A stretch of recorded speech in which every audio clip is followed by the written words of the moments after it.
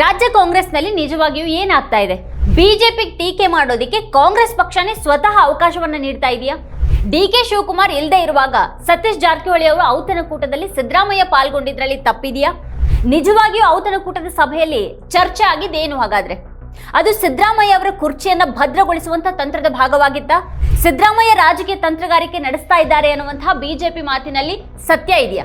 ಕಾಂಗ್ರೆಸ್ ತನ್ನ ಅಧಿಕಾರದ ಈ ಸಮಯವನ್ನ ವ್ಯರ್ಥ ವಿವಾದಗಳಿಗೆ ಒಡ್ಕೊಳ್ತಾ ಇದೆಯಾ? ನಿನ್ನೆ ಮೊನ್ನೆಯ ವಿದ್ಯಮಾನಗಳ ಹಿನ್ನೆಲೆಯಲ್ಲಿ ಈ ಪ್ರಶ್ನೆಗಳ ಬಗ್ಗೆ ಇವತ್ತಿನ ವಿಡಿಯೋದಲ್ಲಿ ನಾವು ಚರ್ಚೆ ಮಾಡೋಣ. ಆದರೆ ಅದಕ್ಕೂ ಮುನ್ನ ನೀವಿನ್ನೂ ನಮ್ಮ ಚಾನಲ್ ಅನ್ನ ಸಬ್ಸ್ಕ್ರೈಬ್ ಮಾಡಿಲ್ಲ ಅಂತ ಅಂದ್ರೆ ಈಗಲೇ ಈ ವಿಡಿಯೋದ ಕೆಳಗೆ ಕಾಣ್ತಾ ಇರುವಂತ ಸಬ್ಸ್ಕ್ರೈಬ್ ಬಟನ್ ಹಾಗೆ ಪಕ್ಕದಲ್ಲಿರುವಂತಹ ಬೆಲ್ ಐಕಾನ್ ಪ್ರೆಸ್ ಮಾಡಬೇಡಿ. ರಾಜ್ಯದಲ್ಲಿ ಸಿಎಂ ಆಗಿ ಸಿದ್ದರಾಮಯ್ಯ ಅವರೇ 5 ವರ್ಷ ಮುಂದುವರಿತಾರಾ ಅಥವಾ ನಡುವೆನೆ ಆ ಹುದ್ದೆ ಬೇರೆಯವ್ರ ಪಾಲಾಗುತ್ತಾ ಅನ್ನೋದ್ರ ಬಗ್ಗೆ ನಿಮಗೇನು ಅಭಿಪ್ರಾಯ ಇದೆ ಅದನ್ನ ಕೆಳಗಡೆ ಕಮೆಂಟ್ ಮಾಡಿ. ಈ ವಿಡಿಯೋವನ್ನ ಕೊನೆವರೆಗೂ ನೋಡಿ. ಇದರ ಲಿಂಕ್ ಅನ್ನ ನಿಮ್ಮೆಲ್ಲ ಬಂಧು ಮಿತ್ರರಿಗೆ ವಾಟ್ಸ್ಆಪ್ ಮಾಡಿ. ಈಗ ವಿಷಯಕ್ಕೆ ಬರೋಣ. ಕರ್ನಾಟಕದಲ್ಲಿ ಔತಣಕೂಟ ರಾಜಕಾರಣದ ಚರ್ಚೆ ಈಗ ಜೋರಾಗಿದೆ. ಇದೆಲ್ಲನೂ ಶುರುವಾಗಿದ್ದು ಜನವರಿ 2ರಂದು ರಾತ್ರಿ ಲೋಕೋಪಯೋಗಿ ಸಚಿವ ಸತೀಶ್ ಜಾರಕಿಹೊಳಿ ಅವರ ಅಧಿಕೃತ ನಿವಾಸದಲ್ಲಿ ನಡೆದಂತಹ ಔತಣಕೂಟದಿಂದ. ಔತಣಕೂಟದಲ್ಲಿ ಮುಖ್ಯಮಂತ್ರಿ ಸಿದ್ದರಾಮಯ್ಯ, ಗೃಹ ಸಚಿವ doctor G Parameshwar, KN Rajanna, doctor H C Mahadevappa ಸೇರಿ 7 ಮಂದಿ ಸಚಿವರು ಹಾಜರಿದ್ರು.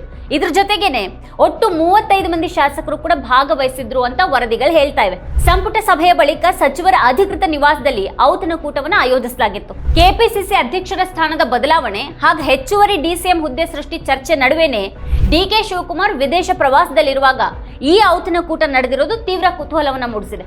ಸಭೆಯಲ್ಲಿ ಸ್ವತಃ ಮುಖ್ಯಮಂತ್ರಿ ಸಿದ್ದರಾಮಯ್ಯ ಅವರು ಕೂಡ ಭಾಗಿಯಾಗಿರೋದು ಮತ್ತಷ್ಟು ಮಹತ್ವವನ್ನು ಪಡೆದುಕೊಂಡಿದೆ. ಹೊಸ ವರ್ಷಾಚರಣೆ ಹಿನ್ನೆಲೆಯಲ್ಲಿ ಭೋಜನಕೂಟಕ್ಕೆ ಆಹ್ವಾನಿಸಿದ್ದಾಗಿ ಸತೀಶ್ ಜಾರಕಿಹೊಳಿ ಅವರ ಕಚೇರಿ ಮೂಲಗಳು ಈಗ ಸ್ಪಷ್ಟಪಡಿಸಿವೆ. ಆದರೂ ಡಿಕೆ ಶಿವಕುಮಾರ್ ಅವರು ವಿದೇಶ ಪ್ರವಾಸದಲ್ಲಿದ್ದಾಗ ನಡೀತಾ ಇರುವಂತಹ ಬೆಳವಣಿಗೆಗಳ ಹಿನ್ನೆಲೆಯಲ್ಲಿ ಈ ಔತಣಕೂಟ ಮಹತ್ವವನ್ನು ಪಡೆದುಕೊಂಡಿದೆ. ಕಾಂಗ್ರೆಸ್ನಲ್ಲಿ ಏನೇನೆಲ್ಲ ನಡೀತಾ ಇದೆ ಅನ್ನೋದನ್ನು ಗಮನಿಸುತ್ತಲೇ ಬಂದವರಿಗೆ ಮೊನ್ನೆ ನಡೆದಿದ್ದು ಬರೀ ಔತಣಕೂಟ ಅಂತ ಏನು ಕಾಣಿಸ್ತಾ ಇಲ್ಲ. ಬದಲಾಗಿ ಅದರ ಹಿಂದಿನ ರಾಜಕಾರಣನೇ ಇಲ್ಲಿ ಕಾಣಿಸುತ್ತೆ. ಕಾಂಗ್ರೆಸ್ನಲ್ಲಿರುವಂತಹ ಬಣ ರಾಜಕೀಯದ ಬಗ್ಗೆ ಮಾತಾಡೋರಿಗೂ ಕೂಡ ಇದರಿಂದ ಆಹಾರ ಗಡದ್ದಾಗಿನೇ ಸಿಕ್ಕಾಗಿದೆ.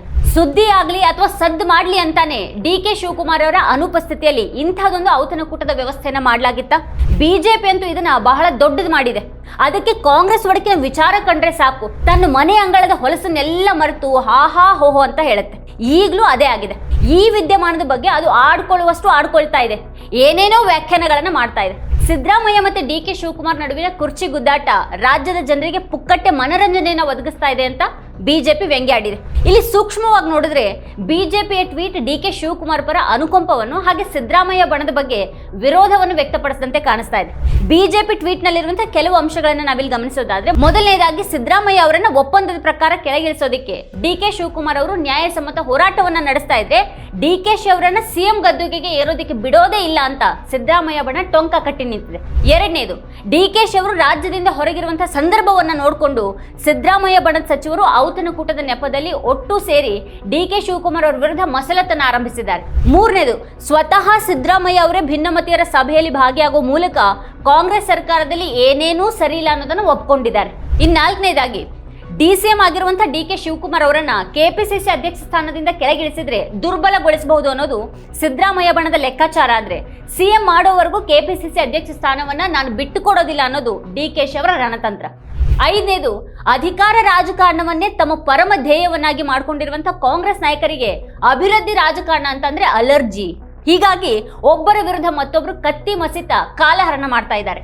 ಕಡೆಯಲ್ಲಿ ರಾಜ್ಯದ ಹಿತ ಕಾಪಾಡೋದಕ್ಕೆ ಆಗದೆ ನಿಮ್ಮ ಸರ್ಕಾರ ಇದ್ರೆಷ್ಟು ಹೋದ್ರೆಷ್ಟು, ಒಂದೋ ಸರಿಯಾಗಿ ಆಡಳಿತ ನಡೆಸಿ, ಇಲ್ಲ ಅಂತ ಅಂದ್ರೆ ಅಧಿಕಾರದಿಂದ ಕೆಳಗಿಳಿರಿ ಅಂತ ಬಿಜೆಪಿ ಯಥಾ ಪ್ರಕಾರ ಕಾಂಗ್ರೆಸ್ ಸರ್ಕಾರದ ರಾಜೀನಾಮೆ ಕೇಳುವಂತ ತನ್ನ ಯಾವತ್ತಿನ ಕೆಲಸವನ್ನ ಈಗ ಮತ್ತೊಮ್ಮೆ ಮಾಡಿದೆ. ಆದ್ರೆ ಪಕ್ಷದ ನಾಯಕರಲ್ಲಿ ಒಂದಷ್ಟು ಜನರು ಈ ರೀತಿ ಔತಣಕೂಟದ ನೆಪದಲ್ಲಿ ಸೇರೋದು ತಪ್ಪ, ಅದು ಗುಂಪುಗಾರಿಕೆನ? ಸಂಪುಟ ಸಹೋದ್ಯೋಗಿಗಳೊಂದಿಗಿನ ಔತಣಕೂಟದಲ್ಲಿ ತಪ್ಪೇನಿದೆ ಅಂತ ಸಿದ್ದರಾಮಯ್ಯ ಅವರು ಕೇಳಿದ್ದಾರೆ. ಔತಣಕೂಟದಲ್ಲಿ ಯಾವುದೇ ರಾಜಕೀಯ ವಿಷಯಗಳ ಬಗ್ಗೆ ಚರ್ಚೆ ಮಾಡಲಾಗಿಲ್ಲ ಅಂತ ಸಿದ್ದರಾಮಯ್ಯ ಅವರು ಸ್ಪಷ್ಟನೆಯನ್ನ ನೀಡಿದ್ದಾರೆ. ಮಾಧ್ಯಮಗಳು ಇಲ್ಲಿ ಸಲ್ಲದ ಸುದ್ದಿಗಳನ್ನು ಸೃಷ್ಟಿ ಮಾಡ್ತಾ ಇವೆ. ಸಂಪುಟ ಸಹೋದ್ಯೋಗಿಗಳು ಒಟ್ಟಿಗೆ ಸೇರಿದ್ರೆ ವಿವಾದ ಸೃಷ್ಟಿ ಮಾಡ್ತಾ ಇವೆ. ಕೆಲವರು ಇದಕ್ಕೆ ರಾಜಕೀಯ ಬಣ್ಣವನ್ನ ನೀಡ್ತಾ ಇದ್ದಾರೆ.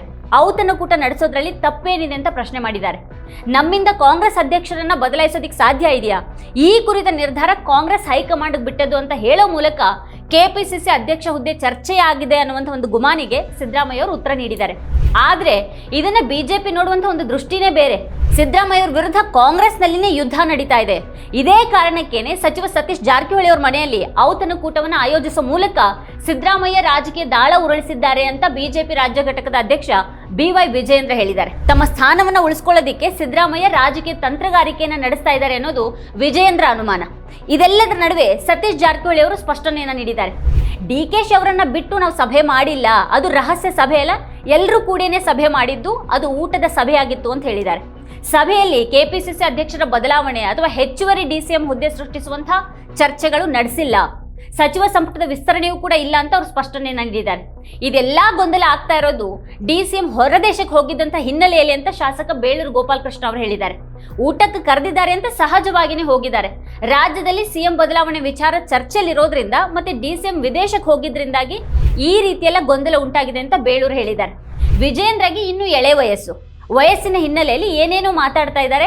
ಕಾಂಗ್ರೆಸ್ ಪಕ್ಷದಲ್ಲಿ ಯಾವುದೇ ಗೊಂದಲಗಳಿಲ್ಲ, ವಿರೋಧ ಪಕ್ಷದವರಲ್ಲಿ ಗೊಂದಲ ಇದೆ ಹೊರತು ನಮ್ಮಲ್ಲಿ ಯಾವುದೇ ಗೊಂದಲ ಇಲ್ಲ ಅಂತ ಬೇಳೂರು ಸ್ಪಷ್ಟನೆಯನ್ನು ನೀಡಿದ್ದಾರೆ. ಇದೆಲ್ಲದರ ನಡುವೆನೆ ಊಟದಲ್ಲಿ ರಾಜಕೀಯವನ್ನ ಬೆರೆಸಬೇಡಿ ಅಂತ DK ಶಿವಕುಮಾರ್ ಹೇಳಿದ್ದಾರೆ. ನಿಮ್ಮ ಮನೆಗೆ ನಾವು ಹಾಗೆ ನಮ್ಮ ಮನೆಗೆ ನೀವು ಬರೋದು ರಾಜಕೀಯದಲ್ಲಿ ಸರ್ವೇ ಸಾಮಾನ್ಯ, ನಾನು ಕೂಡ ಔತಣಕೂಟವನ್ನ ಕರೀತಾ ಇರ್ತೀನಿ ಅಂತ ಅವರು ದೆಹಲಿಯಲ್ಲಿ ಹೇಳಿದ್ದಾರೆ. ನಿಮ್ಮ ವಿದೇಶಿ ಪ್ರವಾಸದ ಸಂದರ್ಭದಲ್ಲಿ ರಾಜ್ಯದಲ್ಲಿ ಡಿನ್ನರ್ ರಾಜಕೀಯ ನಡೆದಿದೆಯೇ ಅನ್ನುವಂಥ ಪ್ರಶ್ನೆಗೆ ಪ್ರತಿಕ್ರಿಯಿಸಿರುವ ಅವರು ಔತಣಕ್ಕೆ ಯಾಕೆ ರಾಜಕಾರಣವನ್ನ ಬೆರೆಸ್ತೀರಿ, ಇದಕ್ಕಿಲ್ಲ ಸಲ್ಲದ ಅರ್ಥವನ್ನ ಯಾಕೆ ಕಲ್ಪಿಸ್ತೀರಿ ಅಂತ ಮಾಧ್ಯಮದವರನ್ನ ಪ್ರಶ್ನೆ ಮಾಡಿದ್ದಾರೆ. ನಾನು ಕಳೆದ 4-5 ವರ್ಷಗಳಿಂದ ಕುಟುಂಬದವ್ರ ಜೊತೆಗೆ ಎಲ್ಲಿಯೂ ಹೋಗಿರಲಿಲ್ಲ, ಹಾಗಾಗಿ ವಿದೇಶ ಪ್ರವಾಸಕ್ಕೆ ತೆರಳಿದ್ದೆ ಅಂತ ಹೇಳಿದ್ದಾರೆ. ಅನೇಕ ಮಂತ್ರಿಗಳು ಸಹ ಕುಟುಂಬದವ್ರ ಜೊತೆಗೆ ವಿದೇಶ ಪ್ರವಾಸಕ್ಕೆ ಹೋಗಿದ್ದಾರೆ. ಬೆಂಗಳೂರಿನಲ್ಲಿ ಇದ್ದವರು ಒಂದು ಸಂಜೆ ಒಟ್ಟಿಗೆ ಸೇರಿದ್ದಾರೆ. ಇದರಲ್ಲಿ ತಪ್ಪೇನಿದೆ ಅಂತ DK ಶಿವಕುಮಾರ್ ಅವರು ಕೂಡ ಪ್ರಶ್ನೆ ಮಾಡಿದ್ದಾರೆ. ಅಲ್ಲಿಗೆ ಒಂದು ಹಂತಕ್ಕೆ ಈ ಚರ್ಚೆ ಮುಗಿದಾಗಿದೆ. ಆದರೆ ರಾಜಕೀಯದಲ್ಲಿ ಬಹುತೇಕ ಸಂದರ್ಭದಲ್ಲಿ ಹೊರಗೆ ಕಾಣಿಸ್ತಾ ಇರೋದಕ್ಕೂ ಒಳಗೆ ನಡೀತಾ ಇರೋದಕ್ಕೂ ಬಹಳಷ್ಟು ವ್ಯತ್ಯಾಸ ಇರುತ್ತೆ.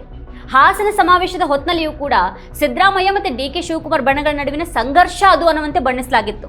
ಆದರೆ ಕಡೆಗೆ ಸಿದ್ದರಾಮಯ್ಯ ಅವರ ಜೊತೆಗೆ ಬಂಡೆ ಅಂತೆ ನಿಲ್ತೀನಿ ಅಂತ ಸ್ವತಃ DK ಶಿವಕುಮಾರ್ ಅವರು ಹೇಳಿದರು. ಗುಮಾನಿ ಮೂಡುವ ಹಾಗೆ ಬಹಿರಂಗವಾಗಿಯೇ ಎಲ್ಲನೂ ನಡೆಯೋದು, ಕಡೆಗೆ ಬಹಿರಂಗವಾಗಿಯೇ ಅದಕ್ಕೆ ನಾಯಕರಿಂದ ಸಮಾಧಾನ ಬರೋದು ನಡೀತಾನೆ ಇದೆ ಕಾಂಗ್ರೆಸ್ನಲ್ಲಿ.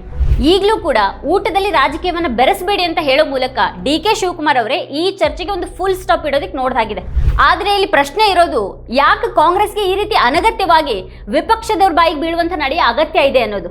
ಕಾಂಗ್ರೆಸ್ ತನ್ನ ಅಧಿಕಾರದ ಈ ಸಮಯವನ್ನ ವ್ಯರ್ಥ ವಿವಾದಗಳಿಗೆ ಒಡ್ಕೊಳ್ತಾ ಇರೋದಕ್ಕೆ ತಾನಾಗಿನೇ ಬಯಸ್ತಾ ಇದೆಯಾ ಅನ್ನೋದು ಮತ್ತೊಂದು ಪ್ರಶ್ನೆ ಕೂಡ ಕಾಡುತ್ತೆ. ಇದೇ ಈ ಹೊತ್ತಿನ ಸ್ಪೆಷಲ್. ನೋಡ್ತಾ ಇರಿ ವಾರ್ತಾ ಭಾರತಿ. ನೀವೇನು ವಾರ್ತಾ ಭಾರತಿ ಯೂಟ್ಯೂಬ್ ಚಾನಲ್ ಅನ್ನು ಸಬ್ಸ್ಕ್ರೈಬ್ ಮಾಡಿಲ್ಲ ಅಂತಂದ್ರೆ ಈ ಕೂಡಲೇ ಸಬ್ಸ್ಕ್ರೈಬ್ ಮಾಡಿ, ಹಾಗೆ ಪಕ್ಕದಲ್ಲಿರುವಂಥ ಬೆಲ್ ಐಕಾನ್ ಪ್ರೆಸ್ ಮಾಡಿ ನಮ್ಮನ್ನು ಬೆಂಬಲಿಸಿ.